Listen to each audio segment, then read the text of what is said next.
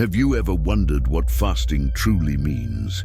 Many people think it's simply a moment of sacrifice, a practice in which we renounce something, whether it's food, drink, or any other desire. But deep down, fasting is much more than that. It's a path of transformation, an opportunity to draw closer to God in a more intimate way. Now imagine yourself in the desert with no food, no water, in complete silence. That's exactly what Moses experienced. 40 days and 40 nights on Mount Sinai, seeking divine direction to lead the people of Israel. It wasn't just any sacrifice. He wasn't simply abstaining from food. He was completely surrendering himself to God, preparing to receive the tablets of the law that would shape the future of his nation. But is fasting always done with the best intentions? The answer is no. Fasting can be misunderstood, done incorrectly, and lose all its transformative power. And that's what we're going to discover now. In moments of distress or trouble, we often make impulsive decisions, just like Saul did, without waiting for the right time or trusting in God's plan. Fasting, if not done the right way, can become just an empty practice without fruit. So the question is, what is the true intention behind fasting? Are you seeking to connect with God in a deep way, or are you just trying to fix problems hastily, without waiting for His direction? Moses fasted to understand and receive God's will. Now let's dive into the deep meaning of his fast, reflecting on what we can truly learn from it. Now we move on to the next topic, where we explore the correct way to fast through Moses' example and the lessons we can apply in our lives. Imagine the scene: Moses, alone at the top of a mountain, surrounded only by the absolute silence of the desert, with no food, no water, and no distractions. For 40 days and 40 nights, he wasn't just abstaining from food, he was completely surrendering himself to God. It wasn't just a physical fast. Moses wasn't there to perform a religious ritual or impress others with his austerity. He fasted because he knew he needed something much greater, divine direction, to lead the people of Israel. While the people of Israel waited in the desert, Moses was seeking, in total communion with God, the answers for his mission. He knew fasting wasn't a magical formula for quick solutions. He wasn't expecting, like many of us, an immediate result. His intention was much deeper. He wanted to hear God's voice, receive His instructions to guide the people on their journey. Moses' fast was an act of total surrender, a willingness to give up everything in order to connect with the Creator. Unlike a practice seeking personal benefits or instant solutions, Moses' fast was a true self-sacrifice in search of wisdom, discernment, and spiritual guidance. He wasn't there to make bargains or demand quick answers, but to make himself available to God. It was a fast without selfish expectations, a fast focused on the mission God had for him. It's this unreserved surrender, this search for genuine communion with God, that makes fasting powerful. When we fast, it's essential that our attitude is one of complete surrender and humility. We shouldn't make fasting a way to get what we want or control what will happen, but rather an opportunity to align ourselves with divine will. Now, thinking about the opposite attitude, can we talk about someone who didn't fast with this pure intention and what it caused? We can't ignore the example of Saul, who by acting hastily and selfishly ended up taking a very different path from Moses. And that's what we will explore next. Now imagine yourself in Saul's place, the first king of Israel, a man of great responsibility, facing a moment of crisis. The Israelite army was about to fight the Philistines, and the pressure on Saul was immense. Samuel, the prophet, had told him he would meet with him at a certain time to offer a sacrifice to God before the battle, to seek his blessing. But time passed, and Samuel still hadn't arrived. Saul, anxious and impatient, made a decision that would change his life. He didn't wait any longer. He performed the sacrifice himself, something that wasn't his responsibility to do. This act of disobedience wasn't just a technical mistake. It was a failure to trust in God and wait for the right time. In 1 Samuel chapter 13, verses 8-13, we see that Saul, under pressure and fear, tried to act on his own without considering that God has his own timing and will. Saul didn't submit to God's plan, and his fast, or sacrifice more precisely, became an attempt to control the situation. What happens when we take shortcuts instead of waiting for God's direction? The result was that Samuel arrived at the exact moment and, with a firm voice, told Saul he had acted foolishly and that his kingship was being rejected. What Saul did wasn't just a technical mistake, it was a failure of character. He wasn't seeking to hear God's voice. He was looking for quick solutions and solutions made with his own hands. This is not what true fasting requires. Saul tried to bargain with God, and in the end, he lost the opportunity to witness God's power acting supernaturally. But is Saul's mistake something we still see today? Do we, too, often fall into the temptation of acting impulsively and trying to control the outcomes of our prayers and fasts? And what happens when fasting is done without the patience to wait for God's timing? To understand better, let's now reflect on the consequences of acting without waiting for divine direction and what we can learn practically in our lives. When we think about the act of fasting, the first question we must ask ourselves is, what is my intention? To reflect on this, let's compare two biblical characters who represent two completely different approaches. On one side, we have Moses, who fasted with a clear and sincere purpose, seeking divine direction. Moses wasn't concerned with what others thought. He wasn't looking for recognition or immediate benefits. His fast was a pure expression of surrender to God, seeking not just answers, but also a deeper connection with the Creator.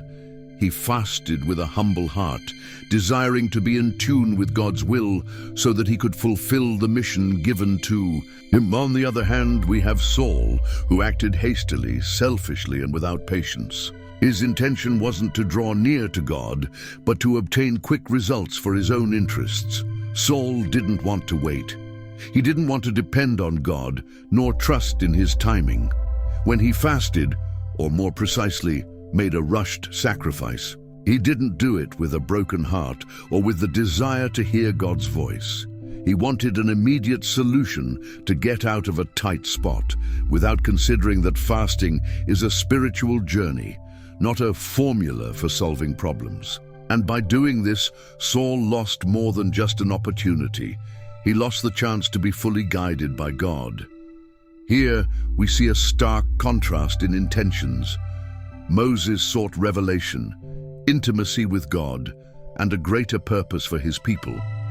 Saul, on the other hand, sought control and a quick fix for a momentary crisis. What can we learn from these examples? The true essence of fasting goes beyond abstention. It's not an empty religious practice, but a process of purification and communion. If we fast for selfish reasons, such as showing others our discipline or getting something quickly, we are just following a routine without real transformation. Fasting only becomes effective when it's done with a sincere heart, without haste, and with the intention of drawing closer to God. And if our intention is not right, does fasting lose its effectiveness? It's important to reflect. What are we truly seeking when we fast? Are we willing to surrender to God's will as Moses did, or are we just trying to manipulate the results as Saul did? Now, let's look at the mistakes we make when fasting with the wrong intention and the impact it has on our lives. During fasting, there is a very easy trap to fall into, and that's exactly what happened with Saul. What started as an attempt to please God, or at least to seek his help, ended in serious disobedience. Saul hadn't planned to make a mistake, but his impatience and desire to solve everything on his own ended up undermining the true essence of fasting. He believed that by performing the sacrifice himself, he was taking control of the situation, that he could please God and ensure a quick answer. However, he failed to understand that fasting is not about taking the reins of the situation, but about submitting to God's control and trusting that he has the right timing to act. What happened with Saul is a clear example of how fasting can be done wrongly when our heart is not aligned with God's purpose. Many times, we deceive ourselves thinking that by fasting, we can manipulate circumstances and make God act according to our will. When fasting becomes an attempt to make things happen on our time, instead of waiting for God's direction, fasting loses its power. Saul wanted an immediate solution for his war and his problems, but fasting wasn't the means for that. He wanted God to do his will, not for him to surrender to God's will. Saul's mistake is something many of us can relate to. Sometimes we fast for selfish reasons. We want God to solve our problems now or give us the solution we want without considering what he truly wants for our lives. Fasting is not a trick to make God grant us quickly what we desire, but a process of surrender where we seek his will, even if that involves patience and waiting. If we enter this process with the wrong mindset, believing we are making God act according to our will, we end up drifting away from him just like Saul did. It's crucial to reflect on what we are truly seeking when we fast.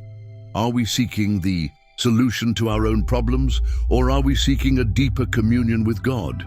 If we are fasting to try to control situations like Saul did, we are doing everything wrong. So how can we avoid falling into this trap and truly align ourselves with God's purpose? Let's reflect on this and understand what we can learn, not just from Saul's mistakes, but also from the lessons we need to apply in our own fasting. Moses didn't go up Mount Sinai just to receive the tablets of the law. While that was undoubtedly one of the most significant moments, the purpose of his fast was much deeper. He was spiritually preparing himself to fulfill the grand mission that God had given him, to lead the people of Israel to freedom. The 40 days and 40 nights he spent on the mountain were not just a physical sacrifice, but a true inner journey. Moses wasn't seeking immediate answers or benefits for himself, but something much greater, a direct connection with God, which would strengthen him for the hard work ahead. In fasting, Moses didn't just abstain from food, but opened his heart and mind to God. He knew that in order to fulfill his mission effectively, he needed more than human strength. He needed divine wisdom. Fasting, in this context, became a tool for personal transformation. He wasn't fasting to gain approval from others, nor to obtain something material. He fasted to align himself completely with the divine purpose and spiritually prepare to lead the people of Israel on their journey. Fasting became a process of purification and strengthening, which prepared him for the great revelations he would receive on the mountain. With this fast, Moses teaches us that the true purpose of fasting goes beyond the physical. We fast to hear God's voice clearly, to receive divine direction, and to be transformed on the inside. The practice of fasting is not to achieve temporary benefits, but to shape our character and prepare us for the spiritual challenges that God calls us to face. Fasting, then, should be a tool for growth, a step we take on our faith journey to draw closer to God, strengthen ourselves spiritually, and fulfill the mission He has for us. But what happens when fasting doesn't bring that growth? What happens when fasting doesn't lead to personal transformation? How can we ensure that fasting is an experience that truly helps us grow spiritually and not just a hollow act? Let's explore this now and see how the practice of fasting can be transformative when done with the right heart. Now that we've seen the examples of Moses and Saul, we can reflect on how we practice fasting in our lives. Are we following Moses' example, fasting with the intention of seeking God's will and spiritually preparing ourselves? Or are we falling into the same trap as Saul, trying to control situations or do things by our own strength? Fasting is a powerful tool for transformation, but it's important that it's done with the right motivation and a heart aligned with God. When fasting, remember that patience, obedience, and sincere intention are the keys to a transformative experience.